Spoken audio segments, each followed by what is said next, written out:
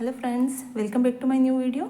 Indian geography की short videos की series में मैं आज फिर से आपका स्वागत करती हूँ। और आज फिर से हम इंडियन ज्योग्राफी का एक टॉपिक लेकर आए हैं, जिसके अंदर आज हमारा टॉपिक रहने वाला है बंगाल की खाड़ी के प्रमुख द्वीप। ठीक है, बंगाल की खाड़ी के जो प्रमुख द्वीप है उसके अंदर उनको दो भागों में हम बांट सकते हैं। एक तो जो भारत के तटवर्ती द्वीप है, यानी कि बंगाल की जो खाड़ी है भारत के किस ओर है, पूर्व दिशा की ओर है, यानी कि जो पूर्वी घाट है उस ओर है। ठीक है, इसमें जो तट के बिल्कुल निकट यहाँ पर जो द्वीप है उनको कहते हैं तटवर्ती द्वीप, और जो बिल्कुल इस तट से थोड़ा सा दूर है उन्हें हम कह सकते हैं दूरवर्ती द्वीप। ठीक है, तो बंगाल की खाड़ी के तटवर्ती और दूरवर्ती जो द्वीप है उनके बारे में आज हम चर्चा करने वाले हैं। ठीक है, इसके अंदर सबसे इम्पोर्टेंट जो रहने वाला है, सबसे पहले हम अंडमान निकोबार द्वीप समूह देखेंगे, क्योंकि एक तो ये बड़ा भी है और एक ये वर्तमान में करंट की दृष्टि से भी काफ़ी चर्चा में है। तो इसलिए इससे संबंधित जितने भी इंपॉर्टेंट फैक्ट है वो आपको बहुत अच्छे से याद करने हैं, बहुत अच्छे से आपको समझ में आने चाहिए, क्योंकि जब भी कोई टॉपिक किसी भी वजह से चर्चा में रहा हो वो अपने आप में ही इंपॉर्टेंट हो जाता है। ठीक है, और मैं हमेशा यही कोशिश करती हूँ कि जब भी मैं आपको कोई टॉपिक पढ़ा रही हूँ तो उससे संबंधित इंपॉर्टेंट जो भी करंट का बिंदु है उसको भी मैं साथ में इंक्लूड करते हुए चलती हूँ। जैसे मैंने आपको पहले भी मेघालय का पठार पढ़ाया था और उससे संबंधित जो करंट का पॉइंट था वो मैंने आपको साथ के साथ करवा दिया।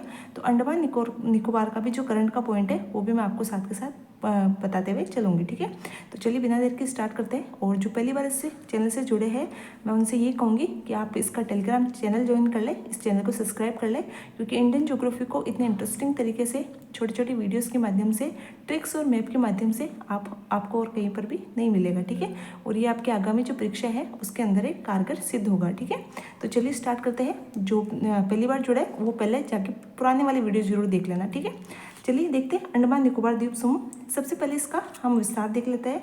जो अंडमान निकोबार द्वीप समूह है वो यहाँ से बिल्कुल जो इंदिरा पॉइंट बिल्कुल दक्षिणतम पॉइंट है, भारत का दक्षिणतम पॉइंट। ठीक है, भारत का दक्षिणतम पॉइंट हम कहते हैं इंदिरा पॉइंट को, जो कहाँ से स्टार्ट होता है 6 डिग्री और 45 मिनट से स्टार्ट होता है। और भारत की मुख्य भूमि का जो दक्षिण पॉइंट है वो यहाँ पर आ जाएगा। ठीक है, तो आपको भारत की मुख्य भूमि ना पूछकर सिर्फ इतना कहे कि भारत का दक्षिणतम बिंदु कौन सा है, तो आप याद रखेंगे इंदिरा पॉइंट। ठीक है, यहाँ पर कन्याकुमारी दक्षिण भारत की मुख्य भूमि का दक्षिणी बिंदु है। ठीक है, और जबकि भारत का सिर्फ मुख्य भूमि ना दे दे और तब तक आपको देखना है कि भारत का दक्षिणतम बिंदु जो है वो है इंदिरा पॉइंट, जो 6 डिग्री और 45 मिनट से स्टार्ट होता है। और यहाँ से लेकर यहाँ तक जो इसका उत्तरी अंडमान है, यहाँ तक 14 डिग्री उत्तरी अक्षांश तक इसका विस्तार फैला हुआ है, यानी कि 6 डिग्री 45 मिनट से लेकर 14 डिग्री उत्तरी अक्षांश तक अंडमान निकोबार द्वीप समूह का विस्तार है। ठीक है, इनको इसके अंदर मुख्यतः 7 द्वीप है। वैसे तो इसमें छोटे छोटे बहुत सारे द्वीप है, लेकिन मुख्य जो द्वीप है उनमें 7 द्वीप है,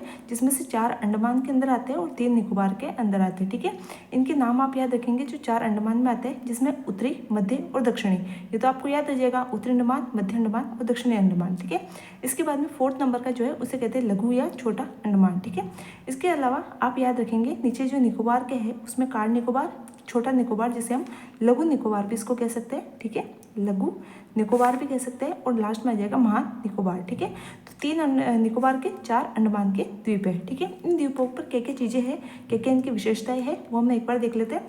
देखिए, ये जो उत्तरी अंडमान है ना, इसके उत्तरी साइड में एक और छोटा सा द्वीप है जिसे कहते हैं लैंडफॉल द्वीप। ठीक है, ये तो अंडमान के 4 द्वीप है ना, इसके अलावा यहाँ पर लैंडफॉल द्वीप एक छोटा सा, बिल्कुल छोटा सा द्वीप है, और इसके आगे मतलब कि इसके उत्तर दिशा की ओर म्यांमार का एक द्वीप आ जाता है जिसका नाम है कोको द्वीप। ये किसका है, म्यांमार का है। ठीक है, तो लैंडफॉल द्वीप और कोको द्वीप के बीच में कौन सा चैनल है, ये अक्सर एग्जाम में पूछा जाता है, तो आप याद रखेंगे कोको चैनल है। ठीक है, इस कोको द्वीप से आपको याद रहिएगा कोको चैनल। ठीक है, कोको द्वीप किसका है, म्यांमार का। लैंडफॉल द्वीप और कोको द्वीप के बीच में कोको चैनल है। ठीक है, नेक्स्ट हम देख लेते हैं जो उत्तरी अंडमान है। इस उत्तरी अंडमान और दक्षिणी अंडमान, इन दोनों की कुछ विशेषताएं हैं, और इन दोनों की जो विशेषताएं है वो आपको मुख्यतः याद रखनी है। ठीक है, सबसे वैसे इन तीनों की विशेषता याद रखते हैं। मध्य अंडमान का सिर्फ इतना सा याद रखना है, जो बीच में है वो बड़ा है। ठीक है, आप याद रखेंगे कि मध्य में जो है वो बड़ा है, यानी कि सबसे बड़ा जो है वो मध्य अंडमान है। ठीक है, उसके उत्तरी और दक्षिण की ओर कुछ विशेषता है, यानी कि उत्तरी अंडमान की विशेषता है कि देखिए उत्तर में है, ठीक है ना, सबसे ऊपर है। ऊपर है मतलब कि सबसे ऊंची है, ऊंची मतलब कि सबसे ऊंची जो अंडमान की, यानी कि अंडमान निकोबार, कंप्लीट अंडमान निकोबार के लीजिए सिर्फ सिर्फ अंडमान में पूछे तो सबसे ऊंची चोटी है सैडल द्वीप। सैडल द्वीप है ये, सैडल नहीं सॉरी, सैडल द्वीप। ठीक है, सैडल द्वीप जो है कंप्लीट अंडमान निकोबार कह लीजिए या सिर्फ अंडमान पूछे या कंप्लीट अंडमान निकोबार, उसकी सबसे ऊंची चोटी है सैडल द्वीप। लगभग 700 मीटर के आसपास इसकी लंबाई है। ठीक है, इसके बाद में हम देखेंगे मध्य अंडमान जो सबसे बड़ा है। इसके बाद में दक्षिणी अंडमान। जितनी भी सारी विशेषताएं, सिर्फ इस चोटी को छोड़ दी जाए तो जितनी भी सारी विशेषताएं वो सारी दक्षिणी अंडमान की है। क्या विशेषताएं है एक बार हम देख लेते हैं। देखिए दक्षिणी अंडमान जो है, सबसे पहले तो आप याद रखेंगे कि दक्षिणी अंडमान जो है, इसके ऊपर मैंने आपको जो 13 बड़े बंदरगाह पढ़ाए थे भारत के, तभी मैंने बताया था कि यहाँ पर इसकी जो राजधानी है पोर्ट ब्लेयर। जो अंडमान निकोबार है, इसके कंप्लीट अंडमान निकोबार की राजधानी क्या है? Port Blair. वो कहाँ पर स्थित है? तो इसी जो दक्षिणी अंडमान है इसके ऊपर स्थित है। और इसी पोर्ट ब्लेयर जो राजधानी है, इसी के नाम पर एक बंदरगाह भी है, पोर्ट ब्लेयर बंदरगाह। ठीक है, यहाँ पर पोर्ट ब्लेयर राजधानी भी है। यहीं पर जो मुख्य एयरपोर्ट है इसका अंडमान निकोबार का, वो भी है, जिसका नाम क्या है? वीर सावरकर। आपको पता है जो काला पानी की सजा हुई थी वीर सावरकर को, तो उन्हीं के नाम पर इनका नाम रखा गया एयरपोर्ट का, वीर सावरकर एयरपोर्ट। ठीक है, और इनको काला पानी की सजा कहाँ हुई थी? सेल्यूलर जेल के अंदर रखा गया था इनको। तो ये जो सेल्यूलर जेल है ये भी कहाँ पर है? इसी पोर्ट ब्लेयर के अंदर स्थित है। और इससे सबसे बड़ी बात, ये जो पूरा द्वीप है इसके चारों ओर एक प्रवाल भित्ति पाई जाती है। ठीक है, बहुत कम जगह, विश्व के अंदर बहुत कम जगह पर प्रवाल भित्तियाँ पाई जाती है। तो यहाँ पर मुख्यतः इसके चारों ओर प्रवाल भित्ति पाई जाती है। ठीक है, एक तो देखिए, एक जैसे कोई देश होता है तो उसके या तो पूर्वी तट पर होती है या पश्चिमी तट पर होती है। ठीक है, किसी के दक्षिणी तट पर होती है। लेकिन अंडमान निकोबार ऐसा द्वीप है जिसके चारों ओर, ठीक है, इसको संपूर्ण एक द्वीप मान लिया जाए तो इसके चारों ओर क्या पाई जाती है? प्रवाल भित्ति पाई जाती है। और ऐसा कोई देश, ऐसा कोई द्वीप जिसके चारों ओर गोल गोल रूप में अगर प्रवाल भित्ति पाई जाती है तो उसको कहते हैं एटोल। क्या कहते हैं? एटोल। मैं यहाँ लिख देती हूँ, एटोल कहते हैं। तो ये जो द्वीप है ये एटोल का उदाहरण है। क्यों एटोल को क्यों कहते हैं मैम? क्योंकि इसके चारों ओर क्या पाई जाती है? प्रवाल भित्ति पाई जाती है। और ये जो प्रवाल भित्ति है इसका अनुसंधान केंद्र भी कहाँ पर है? यहाँ पर पोर्ट ब्लेयर के अंदर स्थित है। तो कितनी सारी विशेषता होगी? पोर्ट ब्लेयर राजधानी है, बंदरगाह है, एयरपोर्ट भी यहीं पर है, जेल भी यहीं पर है, और जो प्रवाल भित्तियों का अनुसंधान केंद्र है वो भी यहीं है, कहाँ पर? पोर्ट ब्लेयर के अंदर। ठीक है, तो दक्षिणी अंडमान की सारी विशेषताएं कहाँ पर? आगे दक्षिणी अंडमान के अंदर। अब देखिए सबसे ऊंची चोटी मैंने आपको सैडल द्वीप बताई, लेकिन एक और इंपॉर्टेंट चोटी है जो दक्षिणी अंडमान के अंदर स्थित है और ये वर्तमान में करंट का विषय भी है, माउंट हैरियट। ठीक है, ये जो माउंट हैरियट है यहाँ पर मैंने लिखा है माउंट हैरियट जो एक चोटी है उसका वर्तमान में नाम कर दिया माउंट मणिपुर। ठीक है, अब जब भी अगर क्वेश्चन आता है कि माउंट मणिपुर चोटी कहाँ स्थित है तो मैक्सिमम लोग जिन्होंने इसके बारे में नहीं पढ़ा होगा वो या तो मणिपुर करेंगे या फिर उसके आसपास का अरुणाचल प्रदेश या कोई और कर सकते हैं। ठीक है, तो मणिपुर के नाम से नाम मणिपुर है, लेकिन चोटी कहाँ पर है? दक्षिणी अंडमान के अंदर स्थित है। ठीक है, तो ये आप बहुत ही ज़्यादा इंपॉर्टेंट चीज़ें, ये वर्तमान में वेरी वेरी इंपॉर्टेंट चीज़ें आप याद रखेंगे। माउंट मणिपुर चोटी जिसका वर्तमान में नाम किया है, किसका नाम किया है? ये हैरियट का नाम बदलकर माउंट मणिपुर चोटी इसका नाम किया गया है। ठीक है, नेक्स्ट हम देखेंगे, नीचे आ जाते हैं, छोटा या लघु अंडमान इसके नीचे आ जाएगा।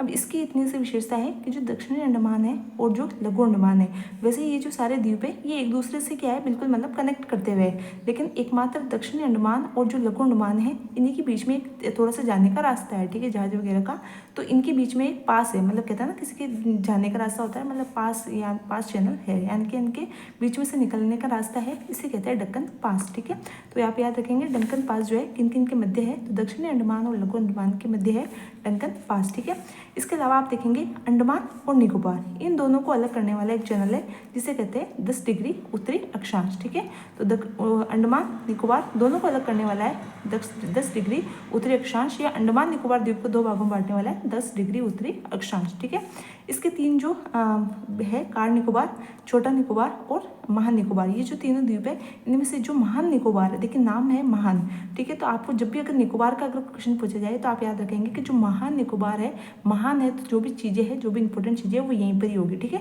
तो महान निकोबार है, यहीं पर इंदिरा पॉइंट है, और इसी के ऊपर जो है इस निकोबार की दक्षिणी और अंडमान और निकोबार दोनों की तो सर्वोच्च चोटी यही हो गई, अंडमान की भी यही हो गई। सिर्फ निकोबार की आपको सबसे ऊंची चोटी पूछेंगे तो आप याद रखेंगे माउंट धूलियर। ठीक है, कहाँ पर स्थित है? महान निकोबार के अंदर स्थित है। ठीक है, इसका लास्ट में मैंने बता दिया 6 डिग्री 45 उत्तरी अक्षांश से ये शुरू होता है। ठीक है, इसके बाद अपन याद रखेंगे कि जो अंडमान निकोबार द्वीप है ये हमारे किसके हिस्से में आता है? भारत के हिस्से में आता है। ठीक है, और इसके जस्ट नीचे आता है सुमात्रा जो किसका हिस्सा है, इंडोनेशिया का हिस्सा है। तो अगर आपको पूछ ले कि भारत और इंडोनेशिया के मध्य कौन सा अक्षांश है, तो 6 डिग्री उत्तरी अक्षांश जो है भारत और इंडोनेशिया को अलग करता है। या फिर आपको ये पूछ ले कि महान निकोबार या अंडमान निकोबार या सुमात्रा को अलग कौन करता है, तो ये करता है 6 डिग्री उत्तरी अक्षांश। या फिर महान निकोबार और सुमात्रा को कौन अलग करता है, 6 डिग्री उत्तरी अक्षांश। क्वेश्चन किसी भी प्रकार से पूछा जा सकता है, आपको अच्छे से याद रखना है, ठीक है। इसके अलावा अभी हाल ही के अंदर जो सेंट्रल लेवल का एक एग्ज़ाम है, मुझे नाम याद नहीं आ रहा, वहाँ पर एक क्वेश्चन पूछा गया था, शायद यूपीएससी का ही एग्ज़ाम था जो भी हाल ही में हुआ था। वहाँ पर एक क्वेश्चन पूछा गया था कि जो बेरन द्वीप है इसकी स्थिति क्या है, ठीक है। इसकी स्थिति पूछी थी, तो इसमें उसमें मतलब कुछ फैक्ट दे रखे थे, निम्न में से कौन सा सत्य है या असत्य है, ठीक है। तो आप याद रखेंगे कि जो बेरन द्वीप है इसकी स्थिति के बारे में याद रखेंगे कि ये जो दक्षिणी अंडमान है, मैंने बताया सारी विशेषता याद रखेंगे दक्षिणी अंडमान के। तो दक्षिणी अंडमान के उत्तर, ठीक है, थोड़ा सा उत्तर की ओर है और पूर्व की ओर है, यानी कि दक्षिणी अंडमान के उत्तर पूर्व के अंदर स्थित एक द्वीप है जिसका नाम है बेरन द्वीप। और इसी बेरन द्वीप के नाम पर यहाँ पर एक ज्वालामुखी है जिसका नाम है बेरन ज्वालामुखी, ठीक है। ये कैसा है, तो एक सक्रिय ज्वालामुखी है। तो भारत का एकमात्र सक्रिय ज्वालामुखी कौन सा है, बेरन ज्वालामुखी, ठीक है। कहाँ स्थित है, बेरन द्वीप पर स्थित है। बेरन द्वीप कहाँ है, तो दक्षिणी अंडमान के उत्तर पूर्व दिशा की ओर स्थित है, ठीक है। इसके अलावा इसके अंदर पहला विस्फोट, ये क्वेश्चन में जो क्वेश्चन पूछा गया था उसमें पूछा गया था कि इसमें पहला उद्गार या पहला विस्फोट कब हुआ था, 1789 के अंदर इसके अंदर पहला उद्गार हुआ। उसके बाद भी कई बार हुआ है, लेकिन फर्स्ट आपको अच्छे से याद रखना है, ठीक है। और लगातार इसके अंदर जो है ज्वालामुखी विस्फोट होते रहते हैं। इसी के जस्ट ऊपर यानी कि इसी की उत्तर दिशा की ओर एक और ज्वालामुखी है जिसका नाम है नारगोडम ज्वालामुखी। और ये क्या है, ये एक प्रकार से मृत ज्वालामुखी है, ठीक है। ये मृत है और ये कौन सा है, सक्रिय ज्वालामुखी, ठीक है। 3 प्रकार के होते हैं, सक्रिय, मृत और सुषुप्त, ठीक है। तो उनमें से एक सक्रिय है और एक मृत है, तो दोनों याद रखेंगे आप, इन दोनों बहुत ही ज़्यादा इंपॉर्टेंट है। नेक्स्ट हम देख लेते हैं इनके कुछ इंपॉर्टेंट फैक्ट है यहाँ पर। प्रमुख फसलें, यानी कि जो अंडमान निकोबार है उनमें कौन कौन सी प्रमुख फसलें उगाई जाती है, तो यहाँ पर चावल, यहाँ पर जनजातियाँ निवास करती है बहुत सारी, जैसे मैंने यहाँ लिखा है ओनगे, जारवा, सेंटिनलीज, निकोबारी, शैम्पेन जो है ये सर्वाधिक पूछी जाने वाली जनजाति है, ये कहाँ पर निवास करती है, ठीक है। और आप निकोबारी जो है ये सर्वाधिक यहाँ पर निवास करने वाली जनजाति। इसके अलावा ओनगे, जारवा, सेंटिनलीज, इन सभी के अलावा इन सभी के द्वारा कुछ प्रमुख फसलें उगाई जाती है, ठीक है। जैसे इसमें थोड़ा सा याद रखना, लक्षद्वीप जो है वहाँ पर सर्वाधिक नारियल का उत्पादन होता है, जबकि अंडमान निकोबार तो है यहाँ पर सर्वाधिक चावल पहले आएगा, नारियल बाद में आएगा, ठीक है। तो चावल का सर्वाधिक उत्पादन किया जाता है, उसके बाद नारियल, सुपारी, कुछ फलों का किया जाता है जैसे आम, केला, अनानास, और मुख्य रूप से सी फूड के लिए जाना जाता है। जब मैंने आपको बंदरगाह पढ़ाए थे तब भी मैंने आपको बताया था कि यहाँ से सी फूड, एक तो जो केरला वाला कोचिन बंदरगाह था वहाँ से भी सी फूड का सर्वाधिक निर्यात होता है, और यहाँ से अंडमान निकोबार जो है यहाँ पर पोर्ट ब्लेयर जो बंदरगाह है वहाँ से भी सी फूड जो है, उनमें से भी प्रमुख रूप से जिस मछली का यहाँ पर उत्पादन या पालन किया जाता है, आप याद रखेंगे झींगा मछली, इसका सर्वाधिक निर्यात किया जाता है, ठीक है। ये मैंने विशेषता आपको बता दी। अंडमान निकोबार, इस पूरे अंडमान निकोबार का जो विस्तार है या जो क्षेत्रफल है वो है 8,239 किलोमीटर, ठीक है। इसके अलावा माउंट हेरियट ये मैंने आपको बता दिया, और इंदिरा पॉइंट जिसे पार्सन पॉइंट भी कहते हैं, पिग्मेलियन पॉइंट भी कहा जाता है। इसका नाम इंदिरा पॉइंट कब रखा था, इसका नाम पहले पार्सन पॉइंट या पिग्मेलियन पॉइंट था, लेकिन इंदिरा गांधी के नाम पर इसका नाम 1980 के अंदर इंदिरा पॉइंट रखा गया था, ठीक है। तो ये भी आप याद रखेंगे। एटोल मैंने बता ही दिया कि जो पूरा द्वीप है, एक तो होती है या तो इस तरफ प्रवाल भित्तियाँ होती या फिर इस तरफ प्रवाल भित्तियाँ होती, लेकिन इसके तो क्या चारों ओर बिल्कुल गोल गोल करके प्रवाल भित्तियों का यहाँ पर बनी हुई है, इसलिए इसको क्या कहा जाता है, एटोल से निर्मित द्वीप भी कहा जाता है अंडमान निकोबार को, ठीक है। तो ये अंडमान निकोबार से संबंधित कुछ महत्वपूर्ण जानकारियाँ थी। इसके अलावा हम जो तटीय द्वीप है उनके बारे में देख लेते हैं। ज़्यादा जानकारी आपको इससे बाहर आपका कोई भी प्रश्न नहीं जाएगा, ठीक है। जो बंगाल की खाड़ी के द्वीप है, इससे बाहर अगर आपका कोई भी प्रश्न चला जाए तो फिर आप मुझसे कह सकते हैं, ठीक है। इससे बाहर आपका कोई भी प्रश्न नहीं जाएगा, ठीक है। देखिए ये भारत का नक्शा है, मैंने एक सामान्य रूपरेखा बनाई है। यहाँ पर आपको पता है बांग्लादेश है, ठीक है, इधर हमारे पूर्वी राज्य आ जाते हैं, तो ये बांग्लादेश है, और इसके इधर पश्चिम बंगाल है, ठीक है। तो यहाँ पर जस्ट यहाँ पर यानी कि जो भारत और बांग्लादेश की सीमा के ऊपर जो सीमा है भारत और बांग्लादेश की, यहाँ पर एक द्वीप है जिसका नाम है न्यू मुर्रे द्वीप। तो आपको 2 द्वीप बहुत अच्छे से याद रखना है, एक तो न्यू मुर्रे द्वीप और एक ये कच्छा द्वीप द्वीप। जब भी कोई क्वेश्चन पूछा जाता है, अगर तटीय किसी द्वीप का पूछ रहा है तो इन दोनों द्वीपों के बारे में मुख्य से पूछा जाता है कि बांग्लादेश से विवादित द्वीप कौन सा है या श्रीलंका से विवादित द्वीप कौन सा है। तो बांग्लादेश से जो विवादित द्वीप है वो है न्यू मुर्रे द्वीप। ये भारत और बांग्लादेश के मध्य क्या है, विवादास्पद है। क्यों है, क्योंकि आपको पता है भारत कहता है कि हमारा है, बांग्लादेश कहता है कि हमारा है, ठीक है।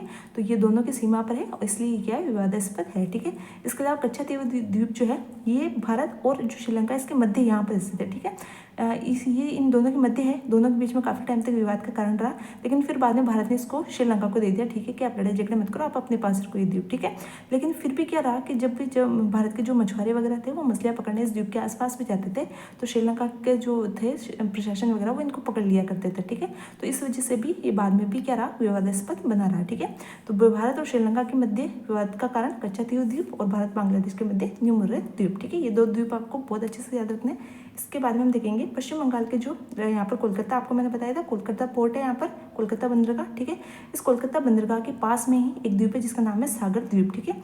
इस सागर द्वीप के अंदर ये इसकी ज़्यादा विशेषता नहीं है, इसकी एक विशेषता है कि यहाँ पर गंगा सागर तीर्थ स्थल है, ठीक है। तो गंगा सागर, सागर से आप याद कर लेंगे कि सागर द्वीप पर स्थित है, ठीक है, गंगा सागर तीर्थ स्थल, ठीक है।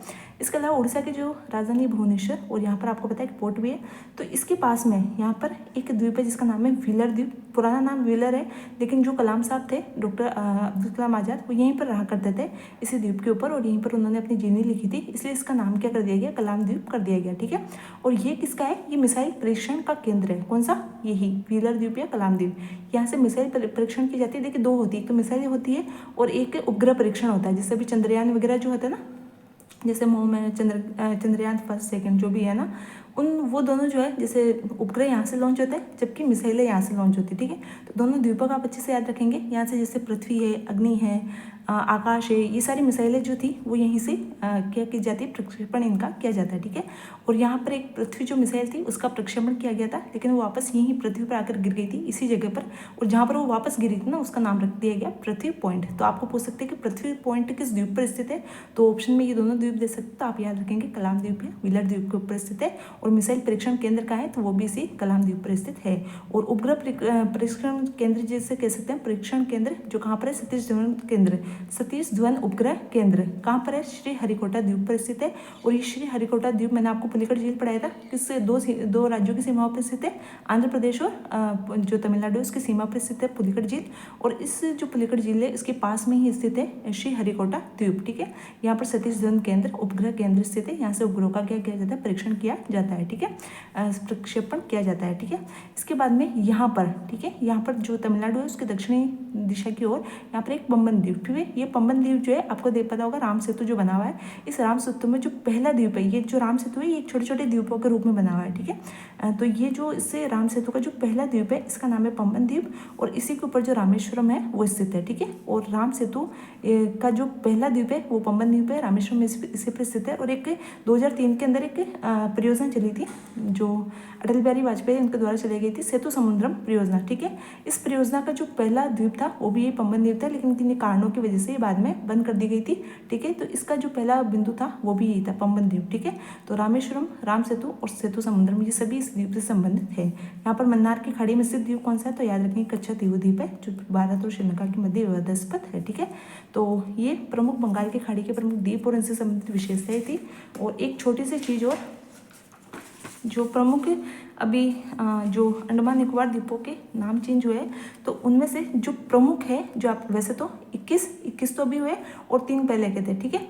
लेकिन मैंने यहाँ पर सिर्फ वही लिखे हैं जो आपसे पूछे जाएंगे, ठीक है ना, जो इंपॉर्टेंट है आपको सिर्फ वही याद रखना है।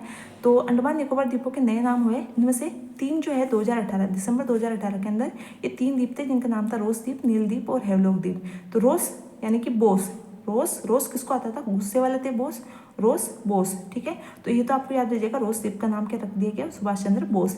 नील शहीद, यानी कि आप कहते हैं ना कभी कोई भी व्यक्ति जब मर जाता है या शहीद हो जाता है तो उसका शरीर क्या पड़ जाता है, नीला पड़ जाता है, यानी कि वो मर गया तो शहीद हो गया, मतलब ठीक है शहीद हो गया तो उसका नाम क्या रख दिया, नील द्वीप का नाम क्या रख दिया गया, शहीद, या नीला पड़ गया यानी कि वो शहीद हो गया। मैं आपको याद करने की ट्रिक बता रही हूँ, आप इस तरीके से याद रखेंगे, ठीक है। हेवलॉक द्वीप जो है इसका नाम रखा गया स्वराज द्वीप, ठीक है। इसको कैसे याद रखेंगे, हेवलॉक, लॉक कर दिया जाए किसको, स्वराज को, कि अब हमें स्वराज चाहिए, इसका क्या कर दिया जाए, लॉक कर दिया जाए, लॉक कर दिया जाए किसको, स्वराज को, ठीक है। तो रोस बोस, ठीक है, नील हो गया, नीला हो गया, शहीद हो गया, ठीक है। लॉक कर दिया जाए किसको, स्वराज को। तो ये 3 द्वीप जो है 2018 के अंदर इनके नाम चेंज किए गए थे। और अभी 2023 के अंदर 23 जनवरी 2023 के अंदर 21 द्वीपों का नाम बदलकर जो पृथ्वी चक्र विजेता है हमारे उनके नाम पर इनके नाम किए गए। उनमें से ये 2 तो राजस्थान के इसलिए हमारे लिए इंपॉर्टेंट हो जाते हैं, ठीक है। जो राजस्थान के एग्जाम है उनके लिए इंपॉर्टेंट है, शैतान सिंह द्वीप और पिरू द्वीप, ठीक है। इसके अलावा एक सबसे बड़ा द्वीप जो है सोमनाथ द्वीप, इसका भी याद रखेंगे। सबसे बड़ा द्वीप कौन सा है इनमें से आपसे पूछ लिया जाए तो सोमनाथ द्वीप, ठीक है। तो ये प्रमुख इंपॉर्टेंट चीज़ें थी वर्तमान की करंट से जुड़ी हुई। एक तो जो मैंने आपको चोटी का नाम चेंज करवाया था, और एक ही अंडमान निकोबार के प्रमुख द्वीप, ठीक है। तो उम्मीद है आपको आज का वीडियो पसंद आया होगा। फिर मिलते हैं नेक्स्ट वीडियो में। और हाँ, अगर आपको वीडियो पसंद आए तो प्लीज़ लाइक करना और अपने फ्रेंड्स के साथ भी शेयर करना इसको, और टेलीग्राम चैनल जरूर ज्वाइन कर लेना ताकि आपको इनकी PDF मिल जाए, ठीक है। मिलते हैं फिर नेक्स्ट वीडियो में। Thank you.